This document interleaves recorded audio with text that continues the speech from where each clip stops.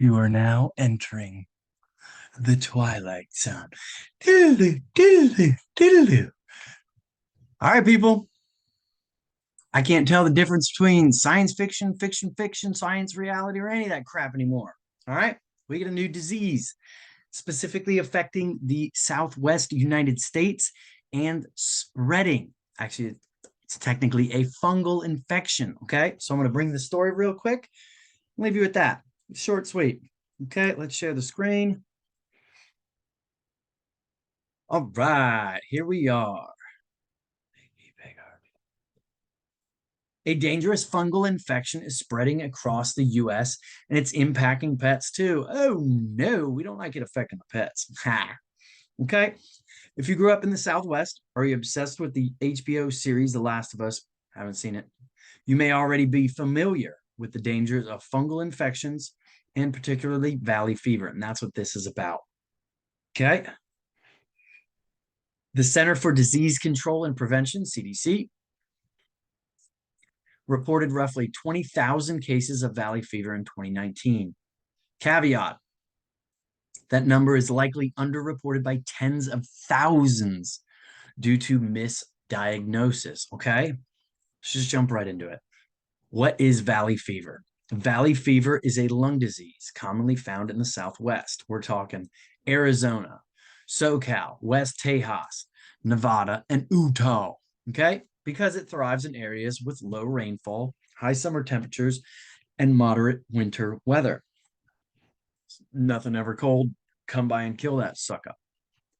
It's also known as, ooh, this will be fun, coccidioidomycosis. I think it did pretty well. Are you a scientist? Give me a thumbs up if you are. Or give me a thumbs up anyway. Hit the like.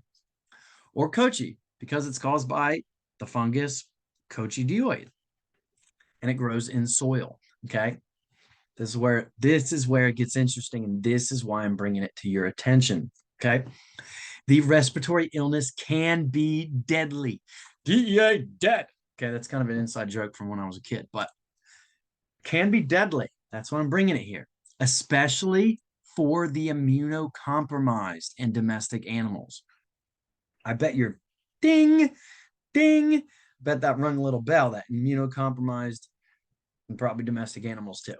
Okay, so they recommend take steps to prevent the fungal infections, such as wearing protective clothing when working in areas of high risk of exposure and being mindful of the symptoms. Okay, that's smart to do.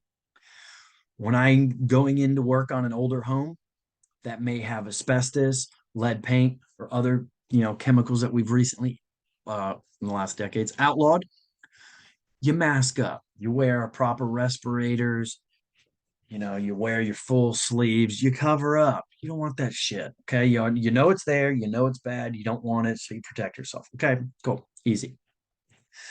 Okay. Valley fever isn't particularly dangerous to someone with an intact immune system, says Dr. Adalja. I probably said it perfect.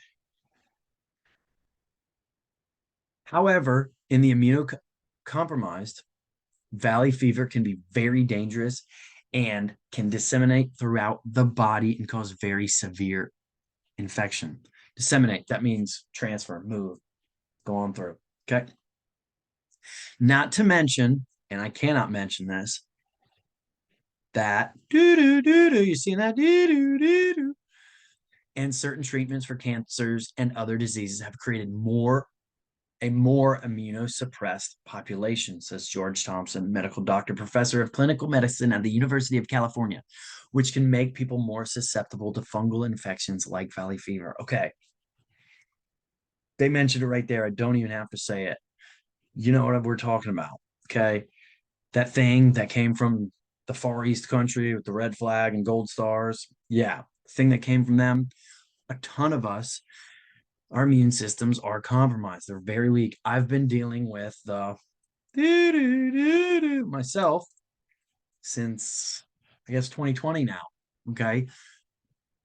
I still have a lot of symptoms. Okay. That's been the reason for a couple my last two hiatuses.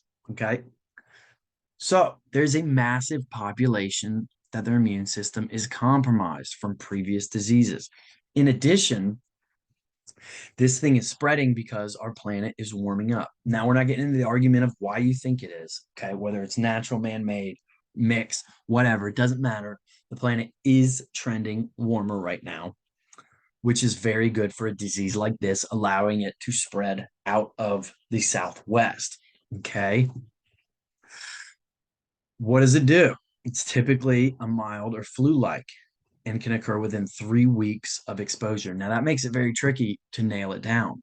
3 weeks ago, you're not thinking about, I was hiking through the desert, kicking this up, or maybe I was working on a new construction site, because that's what's happening. That's the other reason this is, becoming more prevalent. So there's more people out there exploring. There's more apartment complexes, neighborhoods, things that are disturbing the soil and bringing this fungus up out of the ground and getting the spores in the air. Okay, so that's why it's getting a lot more popular. Good news. It's not contagious. I was going to say it's non-transferable. It's not contagious. Okay, you can't pass it to other people once you get it. You go kicking in the dirt, you breathe it in, you deal with it. Okay. Symptoms, mostly respiratory, which is why this can be very bad and which is why I'm reporting it. So if you like this kind of stuff, please hit the like, please subscribe. And as always, please leave your comments. Do you know anybody with this? Have you had it? Okay. The reason is, do you have family in this area? Something you might want to tell them about. Are you traveling to this area anytime soon? Something to know going there, something to protect yourself, not to be terrified and scared and cancel your trip and hide. No, just know about it, understand where it kind of comes from, how it works a little bit, and protect yourself. Not a big deal. Okay. But it can cause a lot of crappy stuff. What you see here. And it does the same for your dogs. I'd imagine it'd be cats and anything else that breathes too. I'm not a doctor. Okay. So, not good. Just wanted to bring it to your attention. Sandy C is going to leave you with that. Have a great one, everyone. How do I stop this?